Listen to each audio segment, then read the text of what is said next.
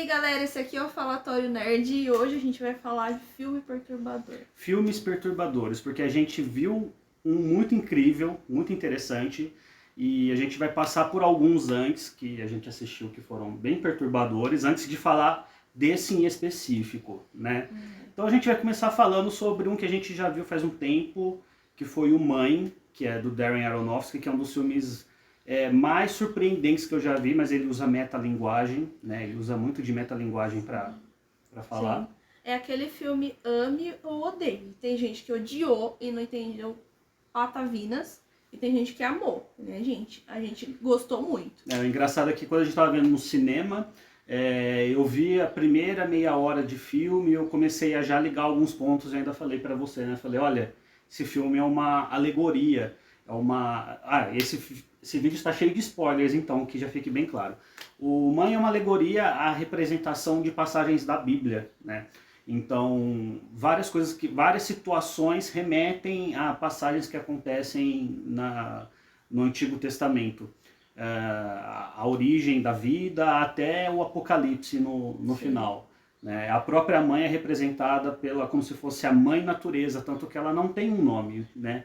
Ela é chamada apenas de mãe. Nenhum dos personagens tem nome, na verdade. Né? A gente não vê eles serem chamados pelo nome no filme. O marido dela, que é interpretado pelo Javier Bardem, é acreditado como ele, com E maiúsculo. Então exatamente. Ele seria o criador, né? Inclusive no quarto dele não pode entrar, porque ali seria a representação do paraíso, né? Tanto que ele tem um cristal ali, uma pedra, exato, né? É o fruto proibido, né? O fruto proibido. Pode tocar aquilo, pra ele é um sacrilégio tocar aquilo. E aquele filme... Por que é perturbador? Né? A gente sente um incômodo, uma sensação de incômodo. Porque no filme, a casa, né, onde se passa o filme, começa a ser meio que invadida por muitas pessoas. Né? Primeiro chega um casal, que supostamente seria Adão e Eva, né? E eles mancham esse lugar com brigas, com confusão, inclusive com assassinato, porque os dois filhos deles acabam adentrando naquele espaço e que se representam como Caim e Abel. E eles cometem o primeiro assassinato ali e o lugar fica manchado realmente pelo crime, né? A casa começa a adoecer e a casa é o mundo. Literalmente fica manchado, fica né? Manchado, o chão fica manchado com aquele sangue e nunca sai. E pra mãe, né, pra personagem da Jennifer Lawrence, aquilo é muito incômodo. É como se ela estivesse impregnada com aquele sangue. Ela sempre tenta tirar e não consegue. Sim, e a própria direção do Darren Aronofsky, ela é incômoda, porque ela sempre está focando muito, dando plano direto no rosto, dando close muito no rosto dela. Então a cena fica... O filme é sufocante, é claustrofóbico, porque é toda dentro de uma casa, as coisas acontecem, você se sente incomodado, fala, essa galera entra dentro da casa, quebra tudo, faz bagunça, sabe? E aí até você entender que é uma representação da Bíblia, que é a natureza sendo invadida pelo homem e tal, é demais, é perturbador o filme. Esse tipo de perturbação, assim, de sufocamento, né? Tem muito nesse filme que a gente vai falar hoje pra vocês. Também, né? Essa que é invasão. Incrível, né? E outro detalhe também que deixa, acho que o filme mais incômodo no Mãe é que o filme não tem, pelo menos que eu me lembro, não tem uso de trilha sonora, assim. Se tem é pontual, mas se eu não me engano não tem, e assim, é um filme inteiro que você está imerso no lugar. Você está acompanhando a personagem da mãe de perto sempre. Então, a cinegrafia ajuda muito na construção. Outro filme perturbador, assim, é um pouco mais pro terror, mas é perturbador, é A Bruxa. Perturbador pelas situações que a personagem da Anya Taylor-Joy passa, entendeu? É humilhação. Eu creio que o próprio terror em si, que é um terror cadenciado, é o fato de você não ver muito da bruxa, você vê ela em momentos chaves, né? A figura da bruxa em si. Mas quando ela acontece, é perturbador. Ela tá cozinhando a criança, depois ela aparece pro menino, seduzindo o menino, como se fosse um conto de fadas, como se ela fosse a Chapeuzinho Vermelho, né? Sim. Depois ela aparece no celeiro, com as duas crianças. Então, assim, o filme tem momentos chaves de horror mesmo. Só que o horror está camuflado justamente na sociedade, né? Em como aquela família saiu já de uma sociedade já formada, por terem dogmas bem diferentes da cultura que eles estavam ali, foram expulsos, na verdade, e ali se firmaram ali numa região, né, inóspita, e aparentemente eles queriam, né, formar ali, fazer a plantação, e não vai para frente, aquilo apodrece, a caça que eles tentam fazer, que o pai vai tentar fazer, nunca dá certo, ele vai tirar no coelho, a arma falha, quase cega ele. Então tudo vai dando errado, uma série de fatores vai dando errado e parece que eles estão sendo punidos, que a família está sendo punida gradativamente, e né? tudo isso converge num ódio tremendo pela personagem da Anya Taylor-Joy, né? Que é uma mulher no meio daquilo, é a filha mais velha, né? E ela acaba sendo alvo de todo o ódio da família acumulado, né? Por ser mulher. A mãe acaba começando a ter ciúme dela, porque ela já é uma moça e tudo mais, e tá ganhando formas, né, de mulher. Então a mãe já começa meio que ter raiva dela, né, e ter ciúmes dela com o pai. O pai, né, era muito próximo dela até certo momento. Então tudo isso, pelo menos a mim, me deixou muito perturbada, porque são situações incômodas que, né, que as mulheres passam em certos momentos, realmente, na vida cotidiana. E isso pra mim é perturbador, muito perturbador. Fora que a trilha sonora do filme é impressionante, é para causar incômodo a trilha sonora. Ela é um ruído, é opressiva, sabe? sabe, como se estivesse te apertando, te espremendo naquele lugar. Tem outro filme interessante que a gente viu também, que é bem perturbador, chamado The Lodge, o Chalé, que esse tá mais próximo do que a gente vai falar no final. Pelo menos para mim, no sentido narrativo, inclusive, ele se aproximou mais desse filme que a gente vai comentar depois. The Lodge conta a história de um pai divorciado, ele estava saindo com uma outra mulher, e a mãe das duas crianças, do irmão e da irmã, né, se suicida, e aos poucos a gente vai descobrindo um pouco mais sobre essa mulher que ele começa a sair, que ela fazia parte de um culto, depois ela passou por uma reabilitação, né, e eles foram tirar, se eu não me engano, umas férias, né, num chalé da família, né. Inclusive foi o pai, né, da família que reabilitou ela, ele era psiquiatra, se Isso. eu não me engano, e ele se envolveu com essa paciente dele. Ela tinha várias questões emocionais, incluindo a tendência a suicídio. Então isso é muito forte no filme, que a todo momento pode surgir um gatilho para ela. Exato, o filme ele é um transmissor de vários gatilhos ali, inclusive referente a muito trauma, a traumas, a depressão, a várias coisas que essa personagem passou e aparentemente ela é reabilitada, ela tá normal. E aí a história tem uma virada a partir do momento que as crianças que não gostam dela, né, muito porque a mãe se suicidou e tudo mais, não se adaptam a ela, decidem pregar uma peça nela, né?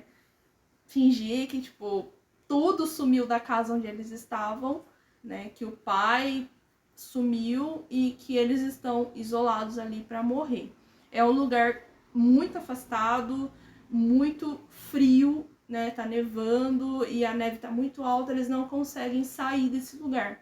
Então, esse gatilho para ela é suficiente para ela liberar um monstro dentro dela. Isso é muito interessante em filme que representa a questão de ato e consequência, né?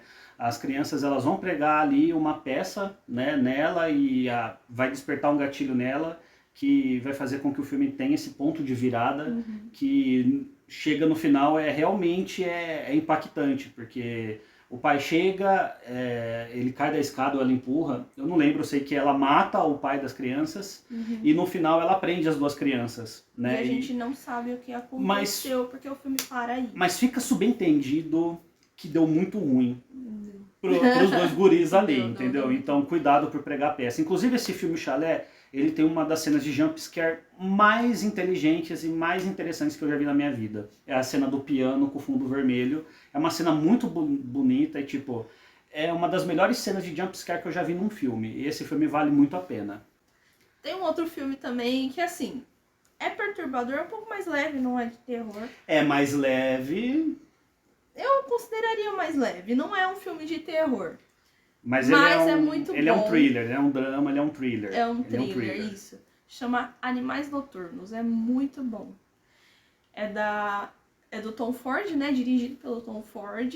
Com a Amy Adams, o Jake Gyllenhaal. Jake Gyllenhaal. E o Armie Hammer. E o Armie Hammer. O polêmico. Polêmico, Casa Hammer. Então, o filme é o seguinte. Tem uma mulher muito bem sucedida, né? Aparentemente ela é designer ou alguma coisa do tipo. E ela recebe um manuscrito, né, de um antigo namorado dela. E ele tá escrevendo um livro. E ela, né, começa a ler. O marido dela sai para viajar, para trabalhar. Ela sozinha começa a ler esse manuscrito. A história do manuscrito é de um homem viajando com a família. Supostamente essa família, né, dele é muito a família dela, né?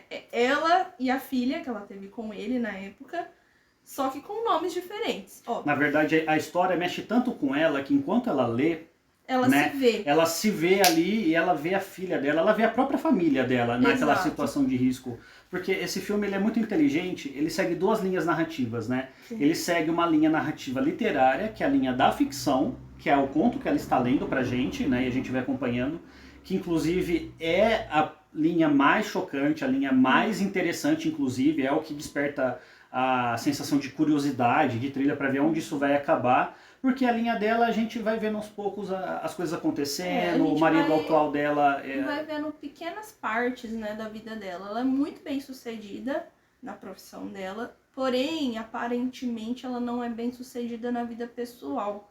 E isso mexe muito com ela. A gente vê que ela se sente muito mal por isso. E ela é uma pessoa que ela vive de aparência. Então ela tá com uma pessoa, ela tá com um cara lá que também é bem sucedido empresarialmente, só que o cara não liga pra ela, tá sempre traindo, trai ela com outras mulheres. Exato. E ela sabe disso e ela fica totalmente passiva quanto a isso. Porque é a aparência que conta e como ele é bem sucedido também, ela acha que aquilo é suficiente pra ela. Exato. E quando chega esse manuscrito, né, a gente vai acompanhando um pouco das lembranças dela com esse antigo namorado dela, que é interpretado pelo Jake Gyllenhaal, né? E ao mesmo tempo que a gente acompanha essa narrativa, onde o próprio personagem ali principal é o próprio Jake Gyllenhaal, Que interpreta, entendeu? isso. E tem uma questão interessante, a questão de personalidade desses personagens, que mostra como o Jake Gyllenhaal, na época que saía, né, com ela, ele era tido como fraco pela mãe dela, né? E esse personagem escrito por ele também é um personagem aparentemente fraco, mas que busca uma redenção e que busca um aprofundamento de vingança com o que acontece ali com a família dele, né? Nessa história, né, que ele escreveu, o personagem, né, principal, estava viajando com a família e no meio da estrada eles são abordados por um grupo de homens, né? Eles sofrem algumas violências e ele leva o carro deles com a filha e com a esposa dele. Ele fica sozinho, sem poder fazer muita coisa. No dia seguinte ele descobre que a filha e a esposa foram estupradas e... Eu acho que não pode falar isso no YouTube, né? Foram violentadas e foram assassinadas, né? E ele tenta buscar justiça e vingança, né? Ele conhece um oficial, um policial que consegue ajudar ele com algumas coisas. É engraçado que o policial é o Michael Shannon. E o Michael Shannon é sempre o Michael Shannon em qualquer filme que você assiste. Cara de doido. Cara de doido, maníaco. Inclusive o assassino é o Aaron Taylor Johnson, que também é outro muito bom. Cara que você olha e você fala, meu Deus do céu, não acredito que esse cara... Que é o Mercúrio e é um cara tão talentoso. Você pega a raiva dele. E o filme é perturbador porque a história do manuscrito, né, a linha narrativa... É muito real, é muito realista, entendeu? É muito realista, é muito cru. Violenta. A direção do Tom Ford, ela é muito crua. Porque é outra situação de que a ausência da trilha sonora...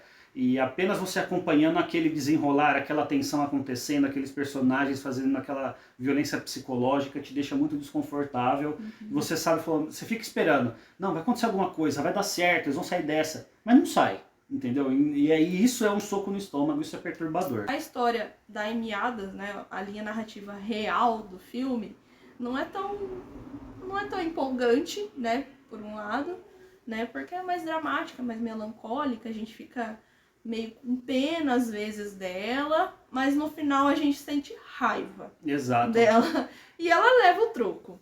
É engraçado que Animais Noturnos, ela é uma história de vingança.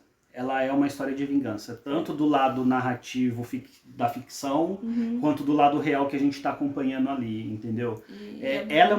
As duas narrativas são uma história de vingança, ainda que a da parte da Emianas não parece que vai caminhar para isso. Mas caminha e é surpreendente, e aí você entende que tudo que ela foi, o que ela fez, levou àquela consequência. Exato. É muito bom. E agora, finalmente, vamos falar do filme que viemos falar. Speak No Evil. É um filme aí que saiu esse ano, né? Tá aí começando a pipocar nas redes. Ele passou pelo circuito de Sundance e aí começou a ser muito bem falado, a crítica começou a falar muito bem. É um filme que eu fui dar uma olhada, a crítica especializada gostou bastante, mas a crítica de público ficou meio dividida e até dá para entender o porquê. É aquele filme Ame ou Odeie também, tá? Ele é um filme alternativo, então você já vê que assim, ele vai fugir do padrão hollywoodiano e ele vai te entregar um produto, uma narrativa do início ao fim que não é comum, então você pode estar... A gente tudo bem, hoje a gente vê muito esse escape em Hollywood de filmes desse sentido que terminam não sempre muito bem, mas esse termina realmente de uma forma bem ruim, bem destruidora mesmo, e é um filmaço bem conduzido. É um filme aí que fala sobre uma família que está passando férias, né, na Sicília, Itália, né? Na Itália, e conhece uma outra família, né, que tem um filho ali da idade da filhinha deles, né. Esse menino não fala, ele tem um problema congênito, ele não consegue se comunicar, mas depois das férias, voltando para as férias, essa família que eles conheceram do menininho manda uma mensagem para eles, fala: olha, nosso filho não para de falar da filha de vocês, ele tá com muita saudade, vamos marcar aí um encontro. Né? Vocês vêm para nossa casa, sim, né, aqui na Holanda, e a gente vai preparar para vocês uma estadia holandesa e tudo mais. E eles são dinamarqueses, essa família principal, tecnicamente, que a gente acompanha, eles são dinamarquesa, e eles se conhecem ali, né, nas férias, né? E aí eles vão passar esse tempo lá na Holanda com essa família. A gente vê muito no filme a diferença cultural, né, de povos, a linguagem também, complicado, porque uma família fala numa língua, outra família fala na outra, e para se entenderem eles falam o inglês, só que em alguns momentos eles falam entre eles na língua nativa, deles, né? E isso é um pouco incômodo, porque você não consegue entender o que o outro tá falando. Porque a família fica apreensiva, porque às vezes que nem a mãe principal, né, que a gente acompanha, ela é vegana, ela não come carne, então o outro cara lá, ele oferece um pedaço de carne para ela. Em todas e aí as o Bjorn ele faz carne, oferece, aí o Bjorn acaba falando para ela na língua nativa, né? Não, come, aceita. Né? E ele sempre fica tendenciando a passividade, a aceitar tudo que essa família propõe para eles, a eles aceitarem. Então ele é um cara que ele não quer causar um desconforto na casa do outro. E é aí que o filme te passa o maior ensinamento, que é a questão de você aceitar tudo que as pessoas fazem com você. São situações que, assim, começa de situação boba, né? Desde, sei lá, aceitar ficar na casa do outro, a criança dormir num colchãozinho no chão, você dormir numa cama menor e tudo mais, a você ser obrigado a comer uma coisa que você não come, a sair para um lugar onde você não iria, a ver situações que a outra família faz entre eles e você não querer ver. Se sente desconfortável, não querer ver. Né? E aí, em dado momento do filme, essa família principal tenta ir embora, né? E eles são abordados pela família que recebeu eles, falam: nossa, vocês vão embora, vão deixar a gente sem falar nada, não sei o quê. E aí eles se sentem mal por ir embora, entendeu? E eles acabam ficando de novo. Isso acontece numa cena tão filha da mãe, porque eles estão indo embora sem falar nada, justamente por causa, né, de tudo que eles estão vendo ali, e já não tá dando mais. e de repente a menina começa a chorar porque esqueceu o coelhinho de pelúcia dela na casa, e aí o pai acaba, né, Sendo sentindo permissivo, tal, sendo passivo e acaba voltando para pegar e o coelho tá no carro. O coelho tá no carro. Eles voltaram. A questão é, tudo que vai acontecer com eles de ruim, eles permitiram. Isso é falado no filme. E se não falasse também, assim, a gente vê que eles voltaram por conta própria e ficaram ali por conta própria. Eles aceitaram a resposta da família, eles aceitaram aquela manipulação, aquela situação que eles foram envolvidos. Porque essa família holandesa, eles realmente fizeram um jogo, eles foram fazendo pequenos testes que pra gente parecia coisa comum, normal de agir, para ver o quanto eles iam cedendo, né? Quanto eles iam permitindo aquilo afetar eles. E aí chega um momento que você que tá assistindo, né, começa a se revoltar e falar, cara, pra onde vai caminhar isso? Porque vai eu ficando não deixaria, insuportável, né? entendeu? Nós não temos filhos, mas eu acho que pra quem tem filho é pior ainda, porque são situações que envolvem, né, a filha deles, às vezes, que são muito ruins, né, são pesadas. Até o filho da outra família também, que envolve essa criança, são muito difíceis de tolerar, de suportar. Por exemplo, uma hora, em um determinado momento, eles vão sair para um barzinho, né? E aí eles acabam contratando uma babá. E essa babá é um cara que nem fala a língua nativa deles, é um cara estranho, tipo... um homem adulto, um homem né? adulto, e aí... Vai deixar uma criança, uma menina de, sei lá, uns 10 anos com um cara adulto sozinha, entendeu? É muito ruim, muito incômodo o jeito que acontece. Exato, e a gente fica pensando, falou, pô, não, mas leva a criança. E aí a outra mãe fala, não, mas hoje é a noite só dos adultos, fica tranquilo, ele sempre vem aqui, né? Ele não fala a nossa língua, mas olha, ele se dá bem com eles, tal. E a gente não vê a hora deles chegarem em casa e ver se tá tudo bem. Exato. E quando chega, tá tudo bem. Quando ele chega, gente acha que tá tudo bem. Realmente, assim, tá tudo bem. Na construção que o filme vai te apresentar até o final, tá tudo bem, entendeu? Eles chegaram e não teve nenhum problema. Eles passaram por uma situação... A menina tá dormindo e tal. Passaram por uma situação desconfortável. O cara lá, holandês, acabou bebendo demais. Não tinha não tinha dinheiro para pagar a conta. Você tá o Bjorn... spoiler demais. Não tem problema. O problema é o final, entendeu? Esses spoilers de meio, eu acho que, assim, é algo que vai acontecendo que a gente vai vendo que assim... situações absurdas que você estaria no cotidiano acontecendo com você, entendeu? Mas eu acho que esse filme é... É que assim, você tem que assistir pra ver o quanto é incômodo mesmo. Porque são situações, às vezes, que nem diálogo tem, são as ações dos personagens, olhares, as atitudes. Que são ruins, né? Se você estivesse nessa posição, talvez você, né, se sentiria muito mal. E o ruim de tudo isso é que os personagens vão aceitando. Eles vão permitindo isso. Pra não ser grosso com o outro, ou pra não ser rude, entendeu? Esse filme te faz aprender, assim, da pior forma possível, a não aceitar tudo aquilo que você acha que é normal. Só pra não ver o outro se sentir mal.